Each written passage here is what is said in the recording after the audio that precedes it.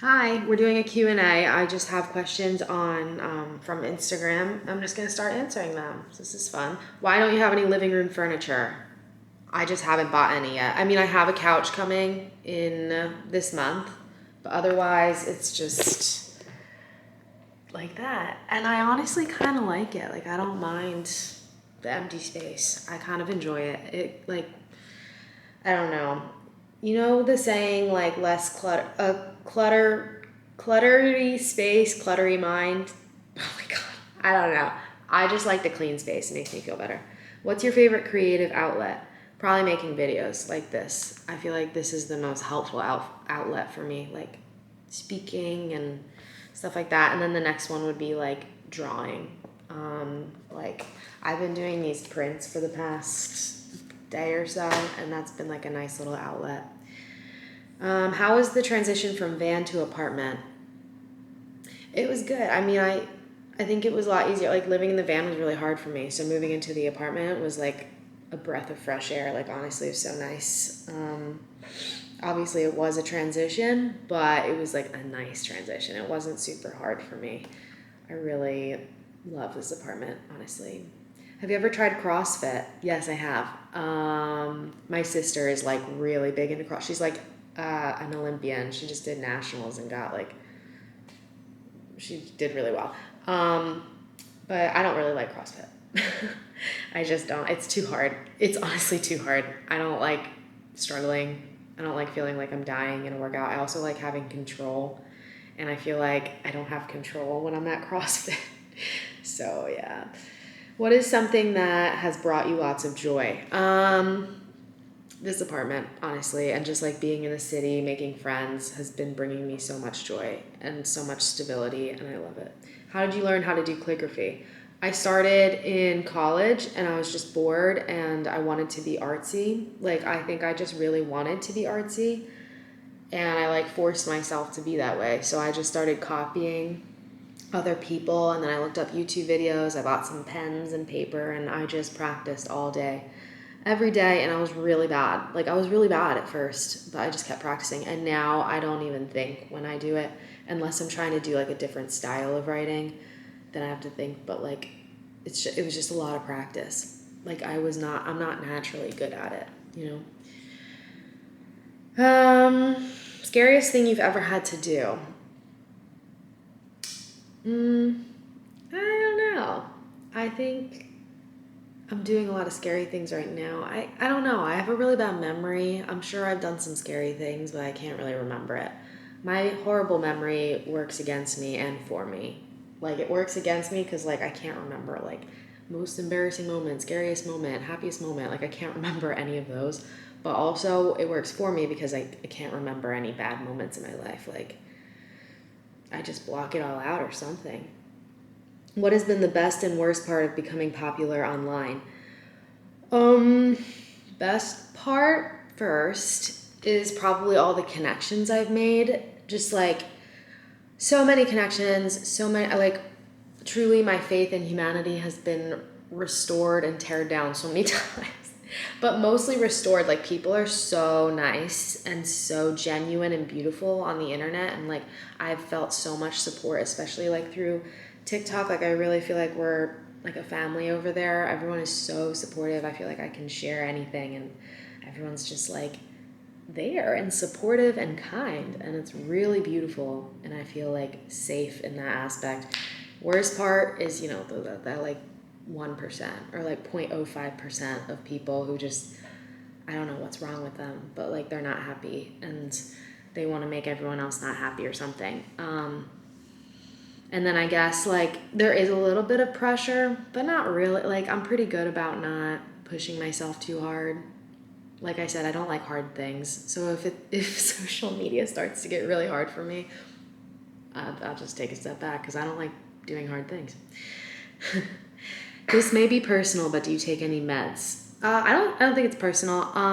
No shame in taking meds. I am seeing a psychiatrist on the 22nd of July.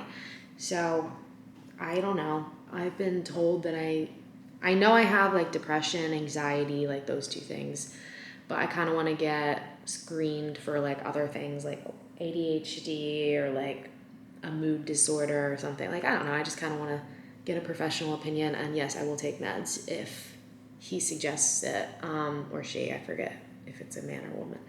But yeah, I mean, I've been on meds before too, and I've had some bad experiences, but then I also had a good experience. Meds kind of scare me. Same with like birth control. Like all those things scare me, you know, because there's a lot of like bad experiences, but I know once you find the right one, it can be so helpful. So I just gotta like stick it out, you know. What did you do with the car home or the van? The car home is sold, the Honda Element, which is like, I honestly like, I would go back to the Honda Element. I wouldn't go back to the van though. The van is in storage. Yeah, it's just in storage. I think I'm gonna sell it. I was considering renting it out, but that would just be too much work. And I don't like working. All right. How did you afford being able to buy a new van and leave it and get a new place? OnlyFans. That's how. What's your biggest thing to write about when journaling? Generally, I do, oh my God, gratitudes, affirmations, and intentions. So I do like a section for each one. This morning though, I was just feeling like really, just a lot of feelings. So I just journaled like freestyle, like this is what I'm feeling. I didn't really do it with any intentions or affirmations, which I'll probably do that later, but it depends on the day, I guess.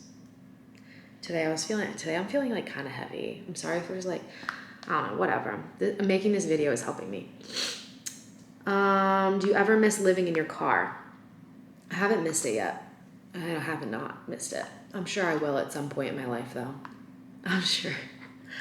I don't think I'll miss living in the van because honestly I didn't really like living in the van, but living in my Honda Element, there was something so simple and beautiful about that. Like it was just, I think I would miss that first, the Honda Element days when I was just like, I don't know, life was so simple. Do you want to go on a date? Oh, are you asking me? I was like, yeah, I want to go on a date. With you? I don't know you. Maybe. That's funny. How has your emotional and mental state changed since moving into your apartment?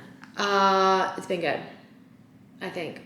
Yeah, overall good. Of course, I've had like some really hard emotional days, but that could just be due to what's going on, like in like circumstances. But I think being in the apartment has been super good for my mental health. Just like establishing routines, meeting new people, having my own space, my own bathroom. I can drink more water, which I think really helps my mental health. Was it scary leaving home for the first time? The first time I left home was in college. It was my freshman year. Or no, my freshman year I commuted to college actually. So it was my sophomore year I got an apartment. No, I wasn't scared. I've never felt like that much attachment to my family in that way. And I know that sounds kind of like mean or whatever, but that's just kind of how my family is. I think we all grew up very independent. I was homeschooled growing up. So I just, I never really depended on my parents ever. Like I don't know, I had to buy my own underwear when I was 13. Like I got a job at 14. I started paying my own phone bill. Like they never financially supported, I mean, they did of course financially support me at times, but like I've always been independent. So when I moved out, it just wasn't a big deal. Was not. Do you have any advice to anyone struggling with the same things you struggle with? I think grace and love for yourself. I've seen the most growth with myself when I show myself love, if that makes sense. And you don't have to wait until you get your shit together to love yourself and give yourself grace. Like that was huge for me because I used to think like, oh, I need to get my shit together first. I need to stop doing these behaviors first, and then I can love myself, and then I can be kind to myself. And actually, no, it's the opposite. It's like you start loving and being kind to yourself in the midst of all this shit. Like, you know, when you wake up crying or you like act out on a behavior or like you're just feeling anxious all day, like in the midst of that, talking to yourself, giving yourself grace, treating yourself like you would a friend, that is when the most growth happens. Growth doesn't happen when you're like being mean to yourself and bullying yourself. Like that's not how it's ever worked for me. So yeah. What kind of car did you get? I got a Honda Civic Sport. Yep. When does your couch arrive? In July. What is your career end goal? Career end goal? I don't have any career end goals. I don't have any career goals. I probably should, but right now I'm just, chilling. I'm doing what makes me happy right now. I'm also working on like exploring hand lettering and how I can kind of make that into a business and merchandise and I don't really have any goals. Ew, I should probably have goals, right?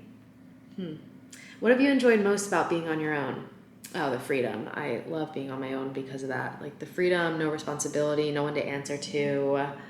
Oh, yeah.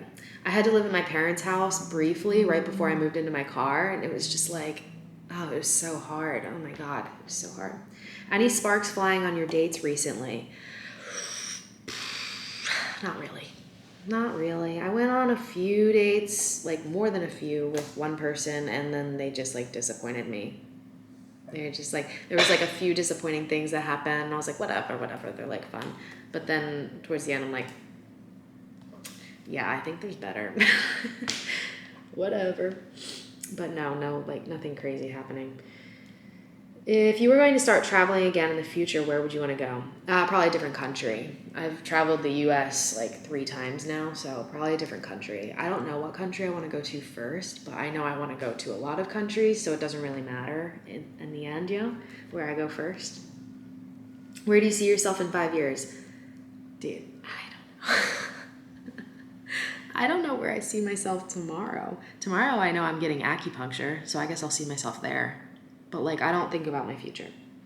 I trust that my future is going to work out. Like, I trust that everything's going to work out for me, but I don't know what exactly that's going to be. And I like it that way. I like keeping it open. I like going with the flow. Favorite thing about yourself? Probably that. Like, I feel like I'm really good about going with the flow, handling challenges. I'm good at like identifying my feelings and emotions and working through them quickly. Yeah, that kind of stuff. I like that. How did you start to make journaling a part of your routine? I think so. First of all, it's not easy. Like, you're not going to want to do it every day. I think recognizing that it's not going to be like, oh my God, I can't wait to wake up and journal. But there are some things you can do to make it more pleasurable for yourself, like lighting a candle, making a drink. Like, I have my coffee, I have my candle, I put on some music. Like, you can make it enjoyable. Like, make it something to kind of look forward to. Yeah, but like otherwise, like some days you just won't want to do it and you'll force yourself to do it anyway. And then I think the more you do that, the more it becomes a routine and the more you'll actually like, you won't have to think so hard before you do it, if that makes sense. Tips for making new friends and putting yourself out there. I don't do that. Let me think. I think you just have to like fucking do it. I get so much anxiety before meeting someone every single time. Like every single time. And I've been meeting with like 3 to 4 people a week. And I get that anxiety and I'm like, fuck it, let's go. And then like recognizing that they're just a human just like me. Like they're probably having anxiety too. And if they're not having anxiety, then that gives me more, like, it makes me feel better. Like, I don't know what they're feeling, but I just like to remind myself that they're a human too. Like, there's nothing to be afraid of. We're both humans. I used to be so scared of like awkward silences, and now I feel like I'm not so scared of that anymore. I used to be scared of being boring, which I think that's still an insecurity for me, like being a boring person. Like, I don't know. There was one time, the reason I feel this way is because in high school, someone was like, I was having a conversation with this girl, and the whole time I was talking to her, she was like looking for someone else to talk to. And that moment in my head, I was like, wow, she thinks I'm boring and like she doesn't want to be here talking to me. And ever since then, I've had this insecurity that like I'm boring. And that's just always a fear, always an anxiety when I'm with another person that they like don't want to be with me. Yeah. But I think in the end, like pushing yourself out of your comfort zone, just fucking do it. I think the more you do it, the easier it gets. And recognizing that they're just a human. They're just a human. They can't hurt you. They're probably just as insecure as you are or as anxious as you are. Like, I don't know. And it's worth it in the end. What has been your favorite item that you've bought from the farmer's market? Probably this snake ring. I really like it. And then I just like all the jewelry I've gotten so far. What else have I gotten from the farmer's market? Oh, these cutting boards are super, super cute. Yeah, I can't really remember anything else. Any advice for someone who feels like they got married too young?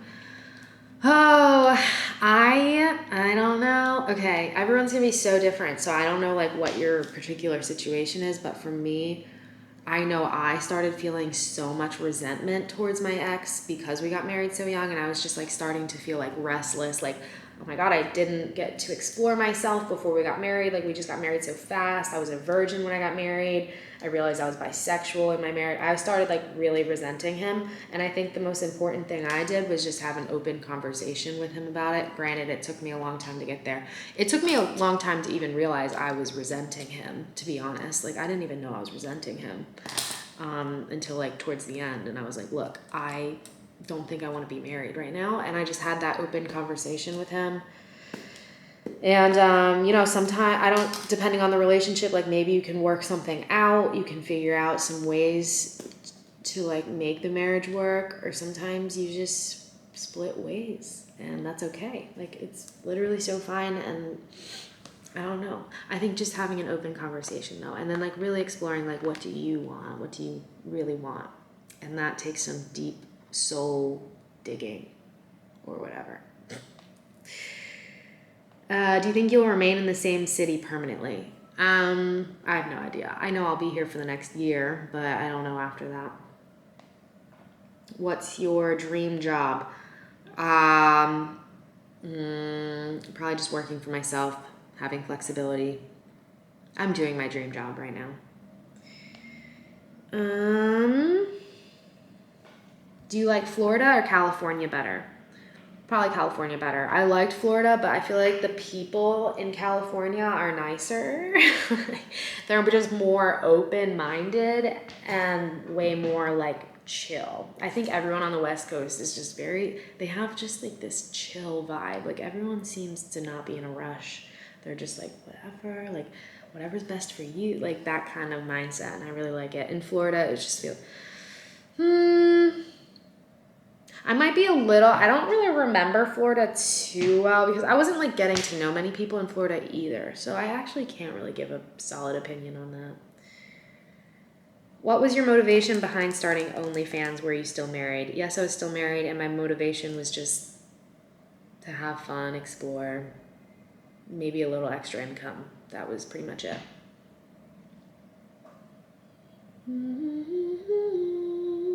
When did you know it was time for a divorce? I think when I started, like, when I was thinking about it consistently. Like, it was a consistent thought in my brain. That's when I kind of knew. And then I had this little period before I told him that I wanted a divorce. I went, like, all in on marriage. I was like, okay, divorce is off the table. Go all in on marriage. Do your best to make this work. I was like making dinner every night for us. We were like doing fun things. And I was like, I'm going all in on marriage before I decide to like give up on it. And after that, like divorce was still in my head and I was still like resenting him because I felt stuck in the marriage. So that's kind of when I knew. All right, we're at 20 minutes. So I'm gonna stop here. There are like a million more questions. I'll have to do like a themed questionnaire one time, you know, like, yeah, a themed questionnaire. Okay, cool. Well, that's it for this. I love you. Hope you're having a good day. Thanks for being here.